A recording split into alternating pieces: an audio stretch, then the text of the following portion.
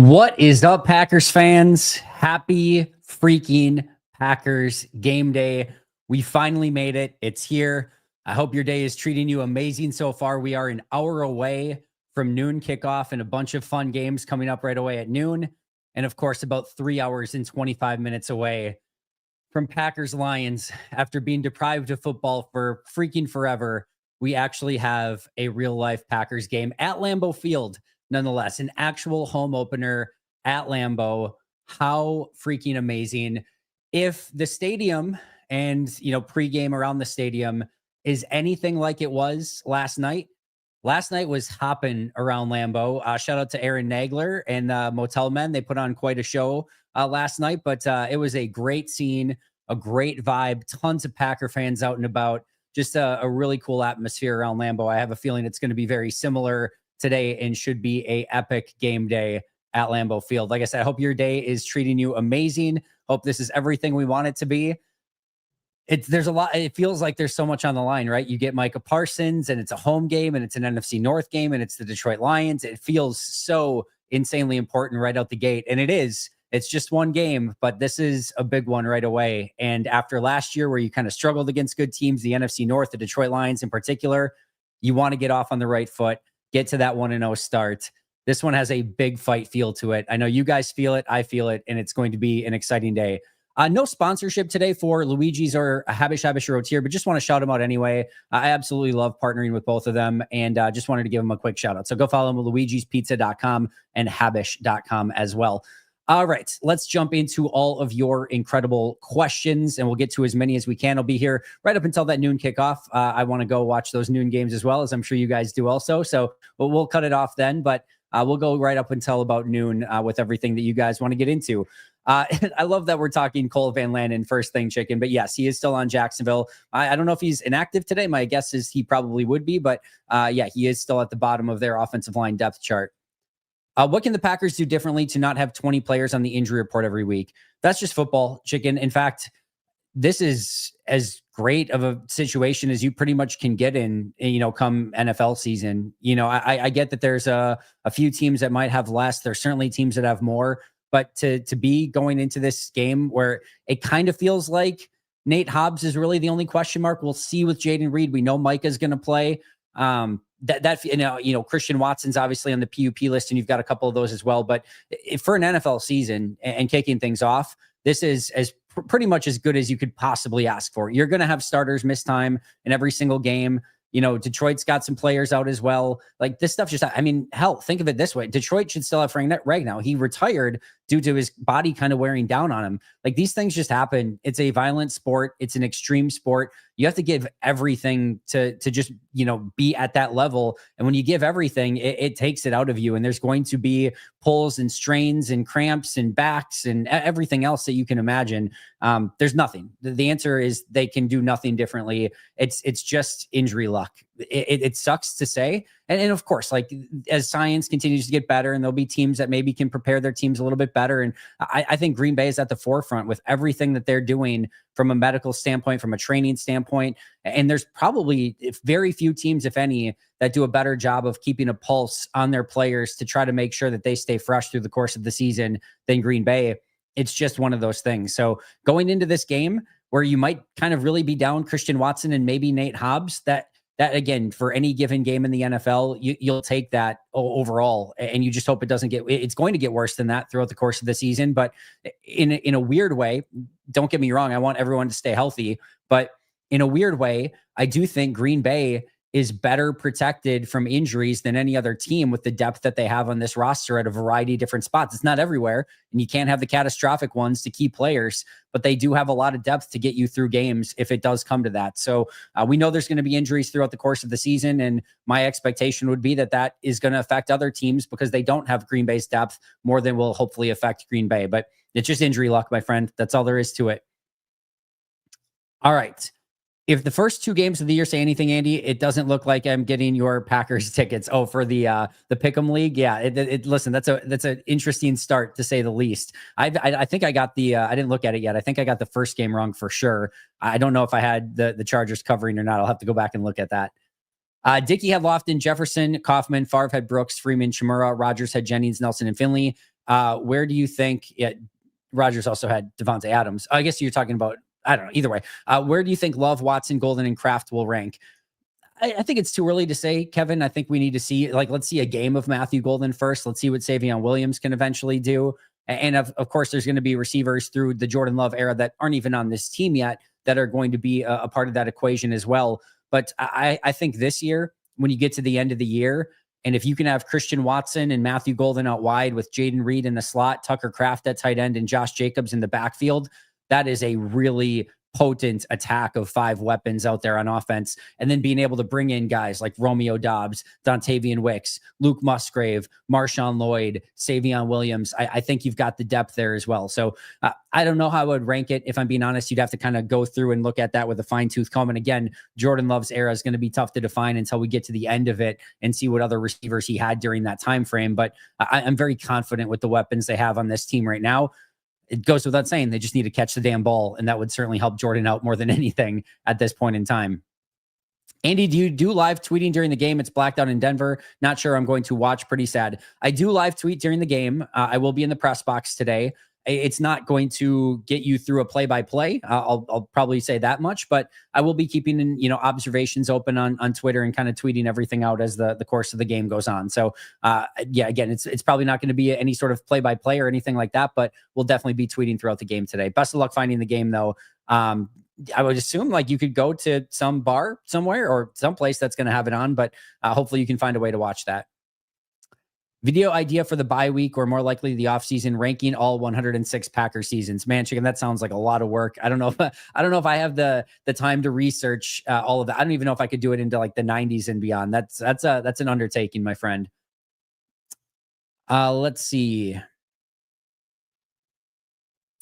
Dying for content, was too hyped to sleep, up since 6 a.m. Yeah, I woke up a little bit earlier than I wanted today. It's a good thing too. I still have a ton to do on my to-do list before everything today, but I can actually cross a couple things off now that I got the pregame prep done. So yes, still have lots to do, but yeah, it's going to be one of those days where it's going to feel like 3:25 takes forever to get here. That's for sure.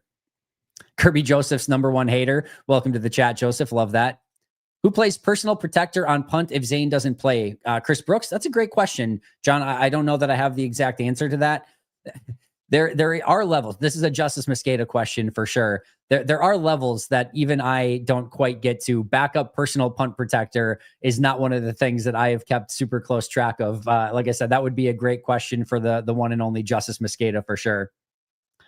Reflecting on the Micah trade, to me, it looked like a no-brainer in terms of what they had to give up. If you're the GM, what's the most you would have been willing to give up? You're the man, Andy. Nick, thank you for that. Yeah, that's a great question. I mean, any day 3 pick, right? Like if they asked it, or if the deal breaker was like, hey, we want also a day 3 pick on top of this, that would not have been a deal breaker for me. Any top 100, I probably would have had a little bit more of an issue. Or if they wanted a 3rd rounder on top of it, I would have been like, that's fine, but we're getting a 5th rounder back. Something to that extent where I still have some draft capital.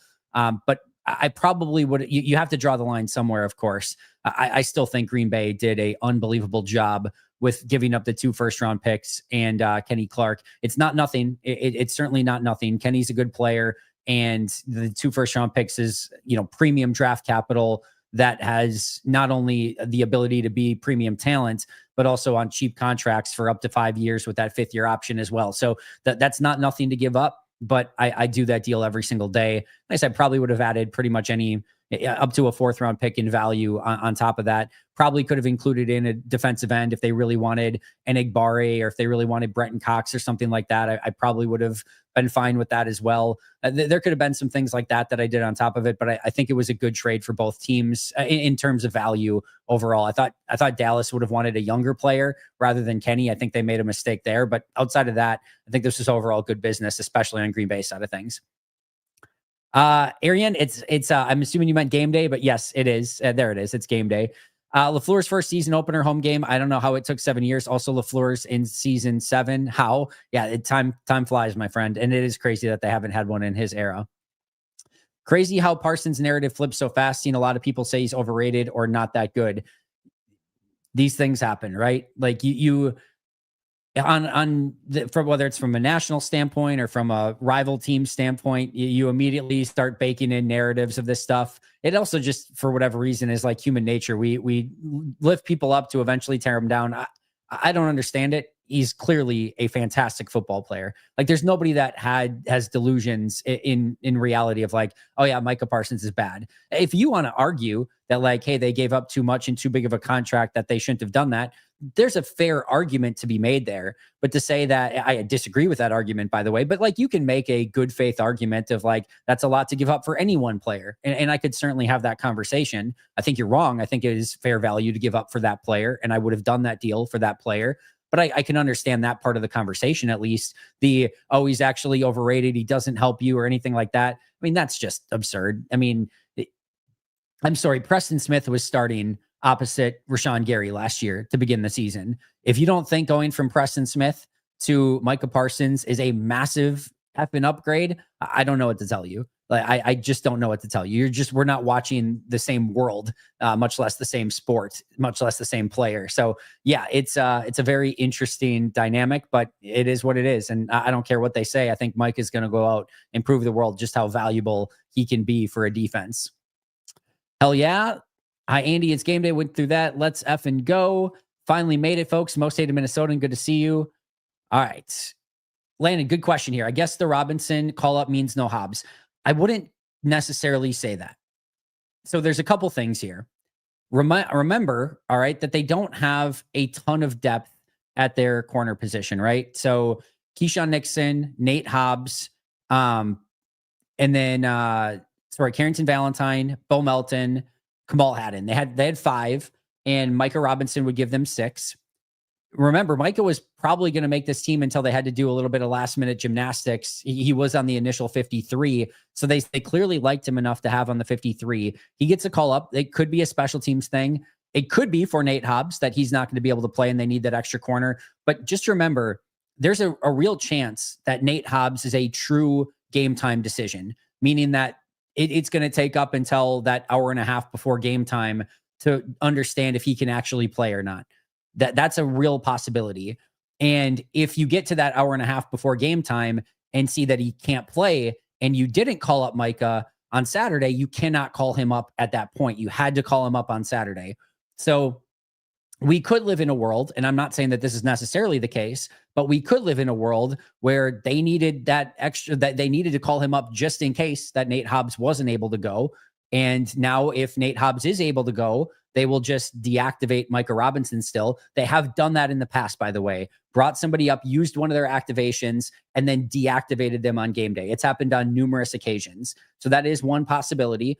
The other possibility is, again, that Nate just doesn't play and that they needed the 5th corner, or they may want 6 corners. Maybe they wanted, maybe Nate's not going to play a full complement of snaps. Maybe he's just 3rd down situations only, similar to Micah Parsons. We could live in a world where Nate Hobbs and Micah Parsons aren't really playing on the base downs, that you have to survive on base downs without those two. And then all of a sudden it's 3rd and 8 and you get Nate Hobbs coming in the slot and Micah Parsons coming in as a designated pass rusher. And you really get to have some fun in those situations. So we'll see how they utilize those, but I wouldn't quite jump to the conclusion yet that Hobbs is going to be out, but it definitely gives some options there depending on how he's feeling today. And if he's not ready to go, then clearly it gives you that 5th corner that you probably need going into this game. So could mean that, doesn't necessarily mean that.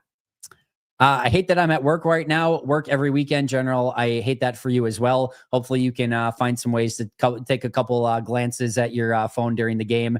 Maybe you have YouTube on there or whatever, but at least be keeping track of the tweets and everything else. But I feel you. That's never fun. And I feel for anyone that's got to work during the game today. Go Pack Go. What do you think the rotation will be at wide receiver since no activation of Hardman? It's an interesting question. I'm assuming that Savion's going to be inactive for this game. I'm going to assume that Jaden Reed is going to be active for this game. But I would guess that we get a lot of Golden and Dobbs, and then we see some rotating in of Wicks and Reed, and then we see a little bit of Malik Heath. So I would guess that Golden and Dobbs are the 2 big playing time factors here. And then Wicks and Reed coming off of injury, just it's still a good helping. I would guess they're probably in like the 30s in snap count. I would guess that Dobbs and Golden are in the 40s. And I bet Malik Heath is probably in the teens. That's probably where I would put it kind of going into this game. And I think we will see some 12 personnel as well. Over under time left in the game before the Fire LaFleur tweets start. I'll say it's at 13:30 left in the first quarter. That's going to happen. But I'm glad you brought this up, Randy. I know I'm probably just preaching into the void here, but I'll say it anyway.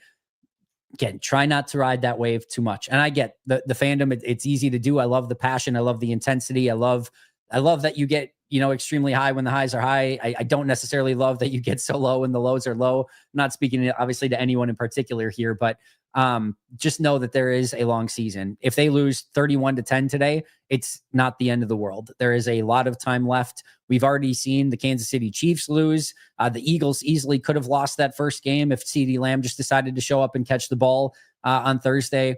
Now, this is a very tough league. You're going to get humbled at points, and it's quite frankly you're going to need to go through a few of those losses to kind of learn the lessons that you need to learn through the course of the season. And I'll say the same thing the other way. If they win 31-10 today, pump the brakes a little bit too. It doesn't mean that everything's just going to go swimmingly throughout the course of the season. And as soon as you start getting excited and you start, sipping the Kool-Aid a little bit, I'm talking about the Packers here, you can get humbled the following week, and you've got a really tough game against Washington coming up on Thursday too. So it's a long season. I know it doesn't feel that way. It's only 17 games. It comes and goes pretty quick, and there's limited opportunities, but one game is not going to decide anything, good, bad, or ugly. And hopefully they come out strong. Hopefully they get that win. But nobody's getting fired after today's game. Nothing's going to be determined after today's game.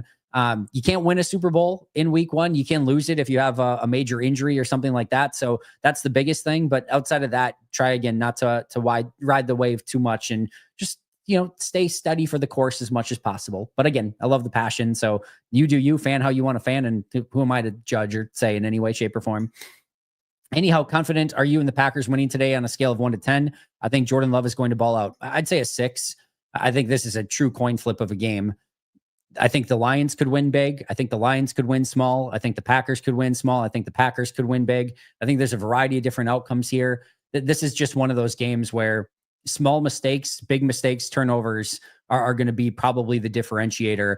There's going to be 2 or 3, plays that decide who ultimately wins this game. And it's just who's best in those individual moments and kind of gets you through and gets you hopefully a win in this game. But, you got to avoid the catastrophic mistakes, any big turnovers at inopportune times, or, and hopefully on the other side, you can force some of those, bad moments on Detroit's side as well.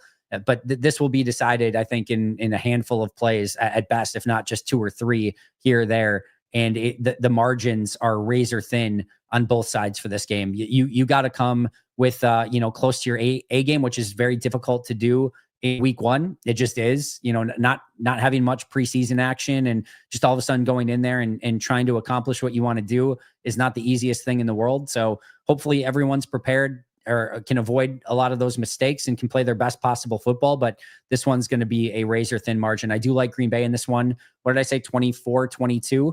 And hopefully, again, they can come away with that win and we can get the season started off on the right foot. I work every other weekend. I feel that pain. Yeah, that sucks, Jen. Sorry for that. You have to do that as well. Why don't they include people on IR on the injury report? It's kind of annoying because they're not on the 53-man roster. So the only players that you have to designate for injury are the players that are on your 53-man roster. Players that are on injured reserve are not on the active roster. Also, it doesn't do anyone any good because everyone already knows they're out, right? So you don't have to designate them. They're already on injured reserve. It's just it's a foregone conclusion that they can't play in the game. So yeah, you don't need to do that because they're not actually on the 53. Andy, you should do a post Parsons. Oh, I should have done a post Parsons AI prediction. Yeah, that AI prediction gets a little bit counterfeit now that Micah Parsons is on the team. I didn't even think of that, Taylor. We'll have to go back and look. What did AI have for this one?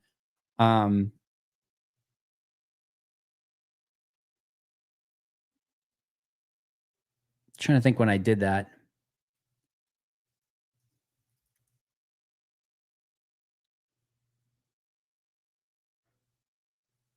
I don't know. I don't have it in it's in my notes somewhere, but I don't see it in my notes off the top. I'll have to go back and look and see what that prediction was for today's game. Mark, thank you so much for becoming a new member. Appreciate that. Go Pack Go from Marquette, Michigan. I think I may be the only one who is just as excited for the NFL Game Day morning show as the games themselves. I'm a definite nerd. I love that for you, chicken. Go Pack Go from Ramstein, Germany. Jim, thank you so much for being here from Germany. That's freaking awesome. Baby QB is already in lot 1, in the lot 1 line. Love that, Baby QB. Enjoy tailgating today. Have an extra soda, beer, tequila shot, whatever you're having. Have an extra one for me. Let's see.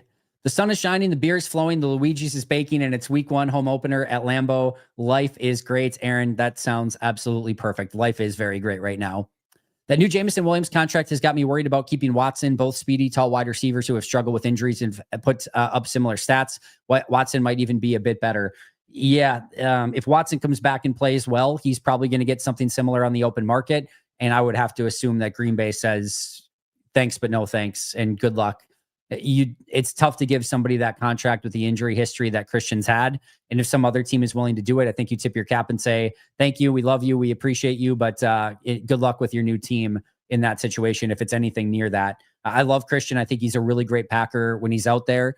But when you've had the injuries that he has, and it's just hasn't been quite consistent enough, it's tough to give that contract, especially when you're going to be tied up against the cap for some of the contracts that you already have on the team. And when you have guys like Wicks, Reed, Golden, Savion Williams already set up on the roster for next year, I think it's just going to be and Tucker Kraft, Luke Musgrave, Josh Jacobs, Marshawn Lloyd. You've got some good weapons. You can probably use a couple more picks next year on wide receivers if you want to.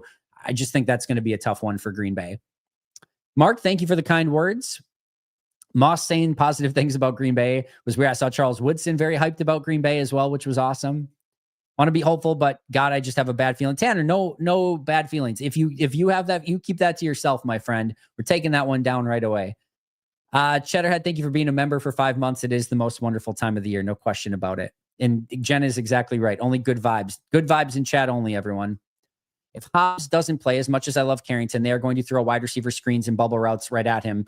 Yeah, I mean, he put that on tape last year. When you're an NFL player and you put a weakness out there on tape, other teams are going to copy it, paste it, and try to exploit it as best as they possibly can. So Carrington's going to have to be ready for those specific types of plays.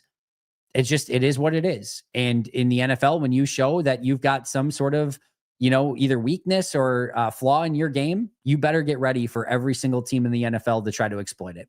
It's just how it works. I know Carrington's worked extremely hard. I'm sure he is ready to put that moment behind him, and he's gearing up for a big season. I like Carrington a lot. I think he's going to have a big season, but yes, you can bet that teams are going to test him on the outside and force him to tackle. You have to do it in the NFL. No question about it. If you're an outside corner, you better be ready to tackle and for those specific types of plays. How will the Packers stop Gibbs and Montgomery? It's going to take a team effort, Cartier. This is a defense that last year was predicated on team defense. They were a defense that rallied to the football. They set the edges well. They held up well inside. They kept their gaps, kept their gap integrity all throughout the defense. The linebackers flowed to the football really well. And then their corners came up and tackled, and their safeties really came from depth to be able to make some of those plays as well. That to me is the big one. You can't allow the big explosives, and you can't consistently live in third and shorts. You're going to have to get some negative run plays. You're going to have to hold them up at the point of attack, but Detroit's going to challenge them. There's no question about it. I think a lot of people believe that Jahmyr Gibbs might be, if not the best, one of the best running backs in the league this year. He's as talented as there is in this league, and you better be ready to find a way to stop him. But it's going to be a great challenge for Green Bay right away in week 1, and we're going to get a great look at that new interior defensive line and see if they can hold up at the point of attack. Thankfully, no Kevin Zeitler and Frank Ragnow anymore for Detroit, so that weakens their interior as well. But it's worth watching very early in this game to see if Green Bay can stop the run. And if not, could be a long day at the office, because again, if you're not getting in those third and longs, I mean, Detroit's tough to stop on third and long. And if you're not getting them in those situations, it's really, really difficult to get off the field. Let's see. Jen's cautiously optimistic. Me as well, Jen. They will contain them with the linebackers is the hope. That's certainly going to be a piece of that. But again, it's going to take team defense. Doesn't Dobbs look like Robert Brooks? I hope Dobbs goes wild. I don't think from a play style standpoint, they're anything the same. I think the only thing that's honestly similar at all is that they both wore 87. Other than that, I think they're two totally different players. Jacobs has been great, but I do think Green Bay misses Jones in pass pro. Jacobs is not great in pass pro, but that's where Chris Brooks comes in. Chris Brooks is really, really good at it. He'll be ready to go on third down situations today. And don't be surprised on some of those third and long situations, obvious passing downs, if it's Chris Brooks in there instead of Jacobs. And that's completely why. If there's one flaw in Jacobs, it's definitely pass pro. And thankfully, they have a Chris Brooks to be able to come in and do that, because he is more than well versed at it. And he's going to have a pretty big role this season in that specific spot. Is Parsons more likely to get 3 sacks or 0? I mean, it's probably 0 if we're being honest. This is a good duo at tackle for Detroit. He's, his first game in Green Bay is, he hasn't practiced much this offseason. I mean, the answer is always 0, regardless. If you said like Lawrence Taylor in his prime, the answer is always 0 over 3. But if you said you had 3, I wouldn't be super stunned by it either. If you use linebackers, then wide receivers will eat. Cartier, I don't know exactly what that means. Let's see. Jamario's predicting a Super Bowl. Love that, Jamario. Can Parsons return punts? He cannot. That is the one question mark, though, is who's going to return punts. Does Jaden Reed just do it? Is it Keyshawn Nixon? I don't know who else does it. I did think McCole Hardman was going to get called up specifically for that, but he did not. So now I'm intrigued to see who's back there. Yeah, I do think Keyshawn will be on kick returns, but they do have some options there. But I do think it'll be Keyshawn on kick returns. I don't know who's punt returns, to be honest. It's probably either just Nixon or Reed would be my guess. I don't know who else would possibly even really do it. Ladies and gentlemen, we are so back. Reed or Nixon, unless they have a trick up their sleeve. Yeah, that would seem to be the overarching thought there. I'm sure he slept a little bit, but it's probably been like he can't wait to get up and just start a new day and start game planning again. That's probably where he's at right now. 10 points combined in the first half of Green Bay's losses to Detroit last season, also 10 against Minnesota. How do we avoid another slow start and let our new look pass rush feast? That's a big thing, Peter. We talked about it on the pregame shows, is that you have to be able to start strong. Green Bay's huge flaw last year is that they were really bad early in games. I mean, go to Philly. You have the fumble that happens right away. They were slow starting against Minnesota, slow starting against Detroit. It just can't happen. I mean, to go toe-to-toe with these teams, you have to come out of the gate strong. And like you said, hopefully you can pick up a lead and then force them into more obvious passing situations where you can let your players do a little bit more hunting. But it's a challenge. There's no question about it. And they have to be ready early in these games. They have to be the one that's dictating. They have to be the one that has their foot on the gas right away and just doesn't take it off. You need 60 minutes of football against good teams. You can't start in the second half down 17-3 or in the second quarter down 17-3 and be like, all right, let's get going now, guys. It's almost over by that point in time. Kudos to Green Bay for getting back in some of those games. You still aren't going to win it more often than not when you start that way. So a key to success, no question about it, is that ability to start strong. I think Love balls out today. I'm right there with you, Jen. I think he has a really good game. Kenny thinks defense wins this game. Who do you have as the first touchdown scorer? I'm going to say Josh Jacobs. Actually, this is a perfect point to bring up here. Here we go. All right, so we've got our sleeper picks for today. Let me get the comment out of there 1 second. Hide the comment. There we go. So here's my sleeper picks for today. I do not have a first touchdown score on here, but I do have Amon-Ra St. Brown, more than 6.5 receptions. I have just unmistakable. I don't like Amon-Ra St. Brown, but I have so much respect for him. And he is usually somebody that they get like 10, 11 targets to almost every single game. So I'm going to say that he has more than 6.5 receptions. Hopefully also that means that Green Bay's winning in this game and that Detroit's got to throw their way back into it, which would lead to a few more Amon-Ra St. Brown receptions. But I'm going to go more than 6.5 receptions for Amon-Ra St. Brown. I do have an anytime touchdown for Josh Jacobs, more than 1/2 of those. I do think he gets in the end zone today. And then Micah Parsons, more than 1.5 total tackles. I think you will see him get at least a sack, if not a sack and a half. And when it comes to total tackles, if Micah Parsons' stat sheet had fewer than 2, I think it would probably be a little bit of a disappointing day, no matter how much he plays. So more than 1.5 tackles for Micah Parsons, more than a half anytime touchdown for Josh Jacobs, and more than 6.5 receptions for Amon-Ra St. Brown. As you can see, got the $5 entry for $27.61 chance to win. You can use the code PACKADAY to get a 100% match up to $100 by using that code. The link is in the description of today's show. Again, use that code PACKADAY to get that match. Those are the picks I'm going with today. Let me know. You think I'm right? I'm wrong? What do I have right and wrong in there? I would love to hear from you guys as well.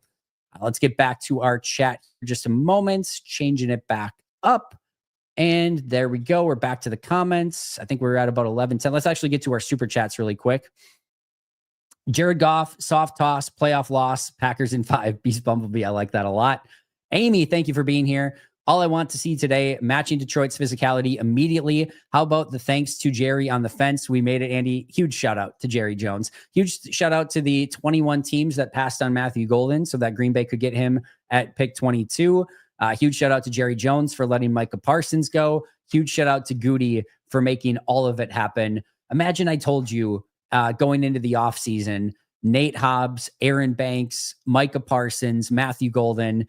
You wouldn't believe me. Maybe pieces of that you would have believed. I don't think you would have believed me in totality. A first-round wide receiver and trading for Micah Parsons in the same offseason. An embarrassment of riches for an offseason. It's been fun. Now can they carry that momentum into the season and go out and have a Super Bowl caliber season?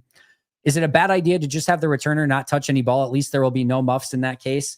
It is. As I do feel that way sometimes, Beast Bumblebee. You're not alone in that thinking. And to your point, there are points in the game where I actually do think that that should be a strategy of more teams, where like the risk reward of it, if you're up like, 7 points with a minute and a half left or something like that, the risk reward of even having anyone back there is just not worth it. Like, just take the ball when they're giving it to you and figure it out after that.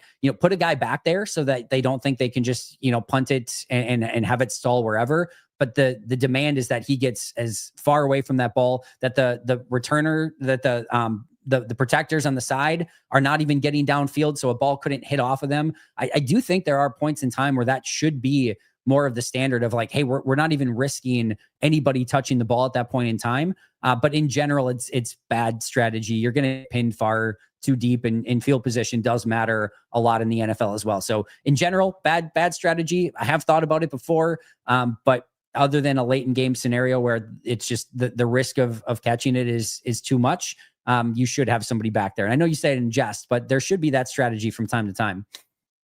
AJ Westfall, what kind of season do you think Jayden Reed will have this year? I'm curious if the pack extends him when his contract is up.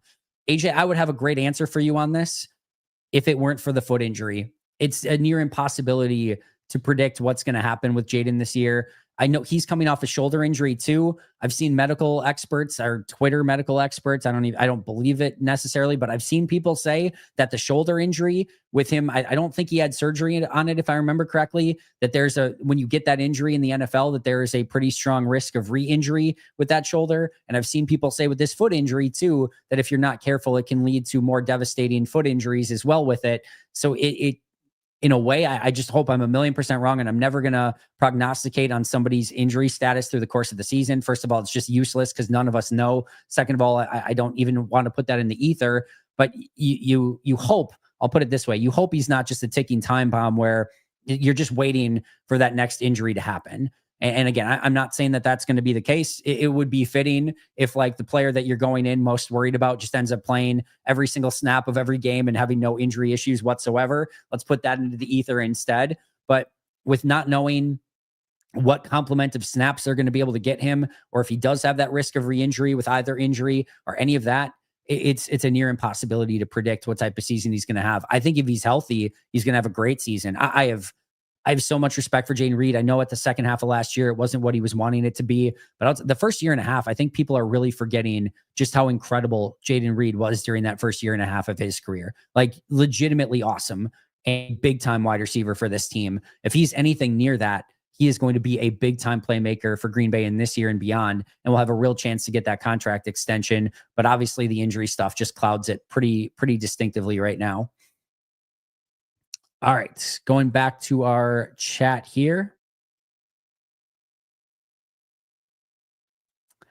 It's going to come down to a defensive play. Kenny that was my prediction. I said it's 24-16 Packers. Lions ball, a couple minutes left, 2-minute drive. Lions drive all the way down, score the touchdown, need the 2-point conversion at the end. Defense makes a play. It would be awesome if that was a Micah Parsons sack, by the way. But defense makes a play, gets off the field, and Packers win by 2, 24-22 at the very end.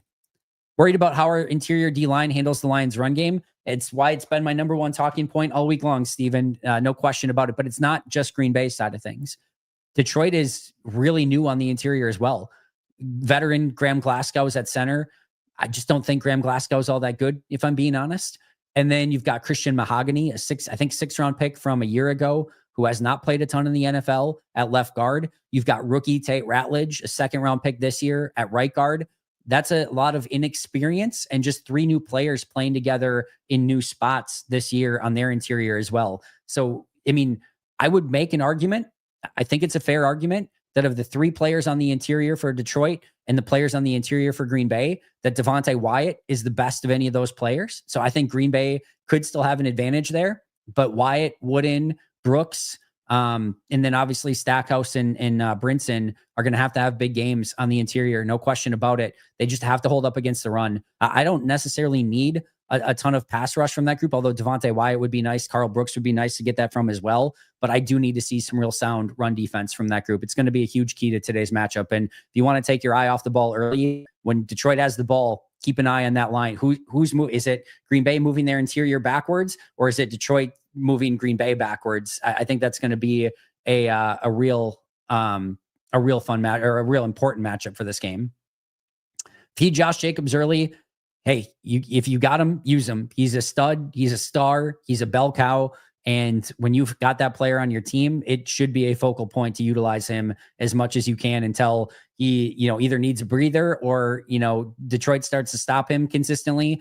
He's that dude, right? So don't be afraid to utilize him in games like this. This is a big one, and you want to use your big-time players in big-time games. If he needs to rest more against Cleveland, by all means, rest him a little bit more against Cleveland. But this is one of those heavyweight fights that you use all of your best players at your disposal, and I could see easily Josh Jacobs being a big-time focal point in this game.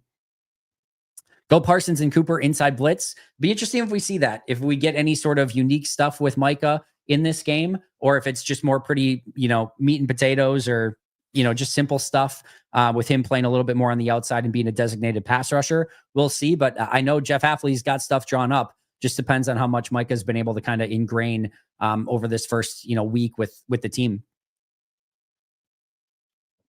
All right. I think Detroit is going to play with their food. Won't even be close. I don't know if that, and Knuckles, if you're a Lions fan, I don't even know that this is what you mean it to mean, because if Detroit's playing with their food, then that means that, they can let Green Bay back into the game. And by playing with your food, you usually make a mistake at the end and it comes back to haunt you. So if Detroit's up and they play with their food and Green Bay is able to come back and win at the end, I'll take that, Knuckles. But I definitely think that this will be a close game one way or the other, just whatever side that you're on there with that comment. Thing is that only one of them would actually need to blitz there. They could blitz neither. They could blitz both. I think that's what's going to be really difficult for teams to decipher when you've got those two guys up near the line of scrimmage. Do you think that Parsons' tighten back will affect his play style and his ability to perform at his highest now and in the future? A lot of people are doubting and keep saying he is our bust. No, if you guys saw any of the individual drills he did in practice, his back looks more than fine. He's jackknifing sleds. He's using the medicine ball with that back going back and forth. I don't have a ton of concern right now, sincerely. If Savion is active, how many snaps do you think he plays? I would say under 10. Under 10 for sure. I think you could maybe see a handful. Even those could come on special teams. But if he's active, I would guess it's probably 10 or less, unless there's injuries, of course. I could be wrong. They could love him. Every year we find out about a player that they are exceptionally high on, or like higher on than we know. And all of a sudden you're like, wow, that player's out there a lot. I was not expecting that. I don't know what that will be or who or what position or anything like that. But maybe they think Savion is a complete stud, and it doesn't do them any favors to announce to the world, yeah, we think we have the next, unbelievable player in Savion Williams. You announce that to the world. And if all of a sudden he's out there playing a ton of snaps, you're going to know, oh, they really like Savion Williams, which isn't out of the realm of possibility. So there's probably somebody today that either maybe gets more playing time than we expected, or maybe just plays a lot better than we expected. Maybe Tyron Hopper ends up being that third linebacker and tears it up. I don't know. But there's usually one player early in the season where we're like, wow, they really like him more than we knew about. They're getting him involved a lot more than we expected. Maybe that's Savion. Could be the case. You never quite know. I think he's probably inactive, but you just don't ever quite know this time of year. We talked about the punt return. Let's see. Run the ball and get pressure. It's all falling into place. Hopefully they can do both of those things, John. Jaden Reed will fair catch punts just like he's been doing. That's a possibility as well. All right, we're going to get back to our chats here in just a moment. I want to get to these super chats. All right, Brian, if you had to pick a rotational guy to have a breakout game, who would you pick? Rotational guy, breakout game. I mean, I would LVN, Devontae Wyatt, both of them are rotational pieces on the defensive line. I would, if those don't count, since I guess Devontae's technically a starter. I mean, give me a Carl Brooks or a Colby Wooden. I would easily take that. Who else? Who else would be? I think it's got to be on the defensive line. So if I can't have LVN or if I can't have Devontae Wyatt, since they're technically starters, give me Carl Brooks, Warren Brinson, LVN. Yeah, that's probably who I'd be looking at. I think if you get a big time performance from an interior defensive lineman as a rotational piece, I think that would go a long way in this game. So give me one of the interior defensive linemen. All right, Izzy Parsons will be held back until quarter 3 and 4. Just having him there will give 2 interceptions. All right, I don't think he's gonna be held back like that at all. They'll use him in big time situations early in the game, but I'll definitely take the second part. If he can lead to a couple interceptions, that would be fantastic. All right, going back here. This really feels like a must win. I don't know why. I'm pumped though. Definitely don't agree with that to any real extent. I don't think you can have a week 1 game be a must win. It's a huge game though. There's no question about it. It is a massively, massively huge game that will have long-term implications on the NFC North in this season and potential implications on the number 1 overall seed as well. I mean, that's obviously well down the road. We have no idea what these two teams are going to play like all year long, but it feels like it could be that important at the end of the season, as like this game could determine who wins the North, who wins the NFC, who's got the bye. This game could decide a lot by the end of the year. We don't know it now, but it wouldn't be stunning if that ended up being the case.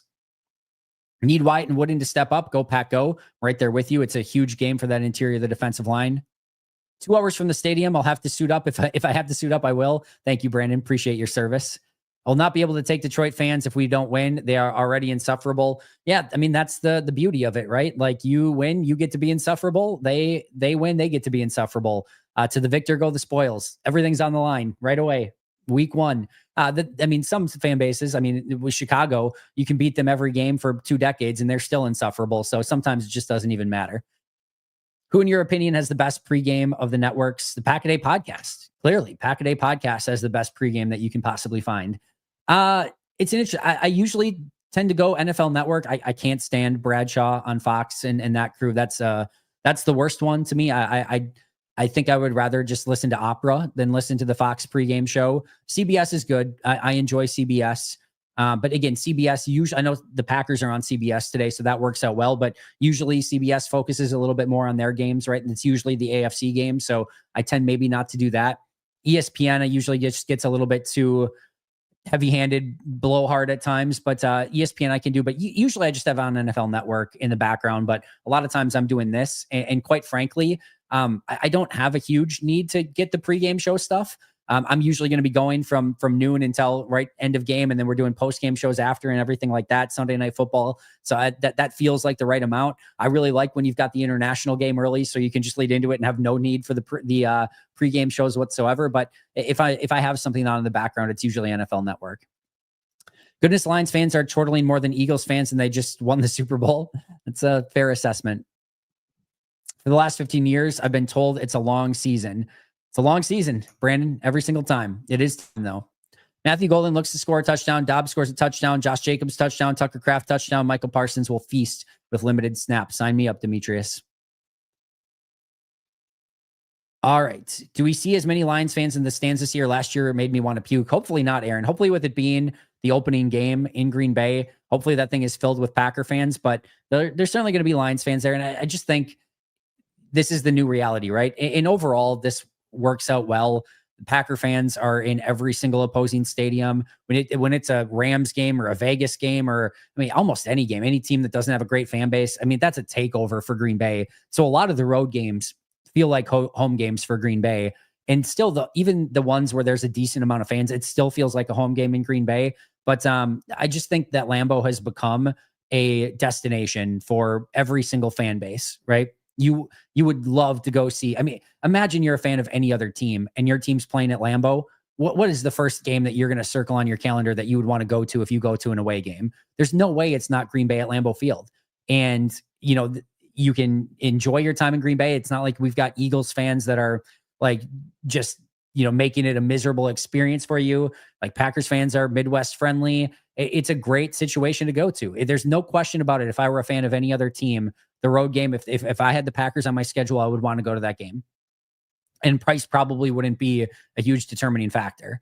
So I just think that's the new reality of it. I don't think that there's a ton that can be done about it, obviously, unless Packers fans just hold on to their tickets. But tickets are a lot of money now, guys. Like if you are a season ticket holder, it's a lot of money that you're putting into that. And as tickets continue to go up, it's going to go more and more to, you know, highest bidder on open markets. And that's going to add more, you know, away fans to the stadium. So it's one of those things that sucks, but it's a true reality in the current landscape of things. So probably something we just need to get a little bit more used to. And again, I'll say it probably benefits Packers more than anyone, because our fans travel to all of the away stadiums just as well as anybody. And a lot of those games are real true takeovers with Packers fans making it like a home game, even when Green Bay is on the road. All right, Brian Aaron, that's just because Packer fans left. It was a normal crowd until the fourth. Yeah, I mean, they were still there. I will put it that way. Honestly, even before we got Micah, I say we still are top in the North because of all the trades and moves we made for the players on defense. I mean, they were certainly in the conversation before, no question about it. Everyone here, I think, probably expected Green Bay to be at minimum in the conversation for winning the NFC North, even prior to the Micah Parsons trade. And now they got Micah as well. So it only helps it, if anything. All right. We got the better kicker and deadly long range. Yeah, the kicking stuff is really crazy right now with what's going on in the NFL at kicker. Like 55, 58, 60 yarders. Just like, oh, yeah, they just made another 60 yarder. Oh, there's a 59 yarder. Oh, he had like 20 yards to spare. It's a really crazy thing. I was talking to a friend of mine, and he was rewatching like the Bills Cowboys like Super Bowl, where like Scott Norwood missed it, and it was like a 40-some yard field goal. And the announcers were talking of like, should they even attempt it? This is a crazy. It's like a long 40-yarder. Like, should they just go for it in this situation? Like back in the day, like talking about like a long 40-yarder, like it was like should you even? Is this his thing? This is crazy that they're attempting a long 40-yard field goal. And now it's like, oh yeah, he's trying from 65. Yeah, he's probably going to make it. It's a weird thing right now in the NFL. But very happy to have. I don't think Brandon McManus has quite that distance, but very happy to have Brandon McManus on the team. No question about it. Let's see. All right, let's get to these super chats here really quick. All right. Jade, where did I go here? All right. Waller's 860. Thank you so much. Let's go. Romeo Dobbs, number 87. Hopefully he has a big game. I would love a big Romeo Dobbs game in this one. Jade, thank you for the super chat, and super kind of you. I think Gary will have his best year with double-digit sacks while maintaining his run blocking or run defending, I'm assuming you mean, from last year. How do you feel Gary will do this year? He's set up for success, is what I'm going to say. This is now up to Rashawn Gary. He's going to see fewer and fewer double teams, triple teams, chips, and everything, because Micah Parsons is going to get a ton of that attention. He's a lot of times going to, he might get at times the better of the offensive tackles, right? Because they're probably going to put Micah over the worst of the offensive tackles, and Gary might get the opposite side. You might have to see Gary go a little bit more up against Penei Sewell in this one. So that could maybe be a little bit of a detriment, but I still think he's going to get a lot more one-on-ones, which is ultimately going to be beneficial for him. This is an advantage. I think he has a really big season, but he's got to go out and show it. I mean, this should be a 70-plus pressure season for Rashawn if he can stay healthy all throughout the year. Hopefully he can. Hopefully we get the best version of Rashawn Gary, and if so, this defense could be extremely, extremely potent. All right, Izzy, Thank you as well for the super chat. 2015, I was at Lambeau for Pack versus Lions, 28th of December. Had to come over and do it properly. Said then to a Lions fan who sat beside me, the only time you will ever see a Lion in the Super Bowl is when Katy Perry rode a robotic one. I like that a lot, Izzy. And yeah, that was an interesting halftime. That was Left Shark, right? Was it Left Shark, Right Shark? One of those. That was a good halftime show, though. I enjoyed that one. But hopefully that is true, and that's the only time we do see a Lion in the Super Bowl. R.R. Smith, thank you as well. Always appreciate it. Discipline, the moment not being too big, sense of urgency. That's what I want. Detroit has handled you for a couple of years. Never mind, it's just must win. Treat it as such, guys. Get them, guys. Yeah, listen, it's a huge game. No question. Again, I wouldn't quite put it in a must win. They lose. They've got 16 games to make up for it. A lot of season left. But it's a big game in the NFC North. It's a big game in the NFC. There's no two ways around it. We're 1-5 in the division last year. You were 0-6 in big games. Now you've got a big game in the division, week 1 at home. You really don't want to start 0-1 and now have Thursday night football against Washington. Then that one does feel a little bit more like a must win if you go 0-1 in the first week, and you don't want to be in that spot either. So yeah, it's a huge one. There's no question about it. All right, guys, we'll do maybe a few more member chats here over the next 5 to 8 minutes or so. All right. Most hated Chicagoan. Detroit made the deal to lock him up for 5 years while also raising the price in response to Parsons raising the price for Hutchinson. Go Pecco, let's get. I don't think that was in the calculus at all for Detroit of like, haha, take that, Green Bay. I don't know that Christian Watson was going to be back anyway, if I'm being honest. If so, it was probably going to be on a value deal for Green Bay. I don't think that factored into Detroit's thinking at all. It might be a small bonus on it, if anything, but if it factored in, I mean, that's literally living rent free in Detroit's GM's mind at that point. I don't think that would be a factor whatsoever. Yes, very happy that Randy Moss is doing better as well. No question about it. Sucks what he's had to go through. Happy to see him live on TV today, and hope he's doing great, because don't wish that upon anybody. Let's see. You seem very confident in Jordan proving he's an elite quarterback this year. What makes you so confident? I'm confident he's a good quarterback, but the inconsistencies make me doubt if he's truly elite. I think he's going to have a great season.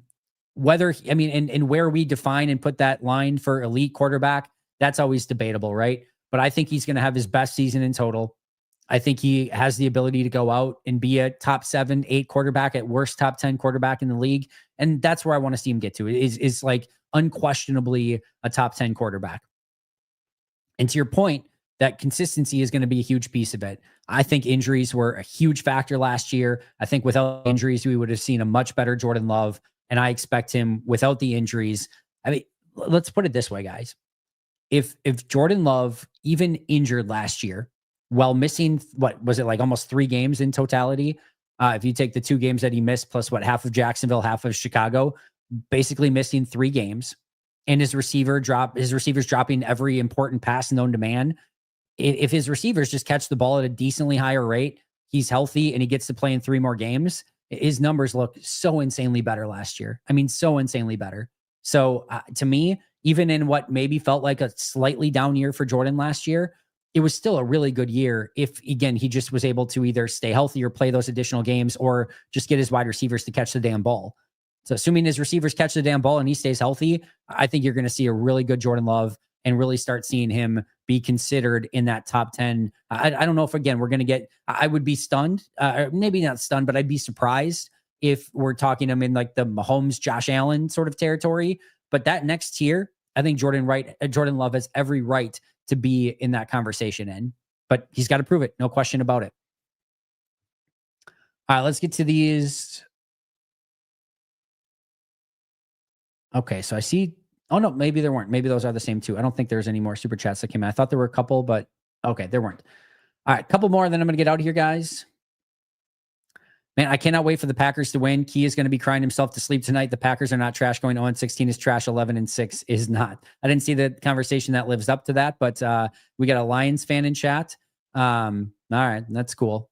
Spending your time on a Packers chat instead of a Lions chat. That's cute. I want whatever Key is smoking because he is insane. If the receivers caught all of our drops last year, he would have been in the MVP conversations. It legitimately almost would have been the case. It's really crazy how that definitely changed things. All right. Maybe one more here.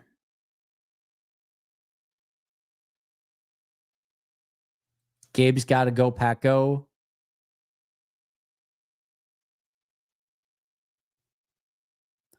First offensive play, deep bomb to Golden, much like they tried with Watson when he dropped it. Go, Pack, go. Don't think you're going to see that. I really don't think you're going to see that. If they pull it off, great. I do expect a deep post to Matthew Golden at some point in this game. I think they'll complete it as well. It's a tough thing. Detroit safeties are incredible. Kirby Joseph and Brian Branch are really, really freaking good. So it's tough to pull anything over on them, but I do think you'll at least see them attempt to get a deep post to Matthew Golden in this game. Watch for a semi-trick play, not a real trick play. Just watch for a little bit of deception that leads into a Matthew Golden deep shot. That's my prediction for today's game.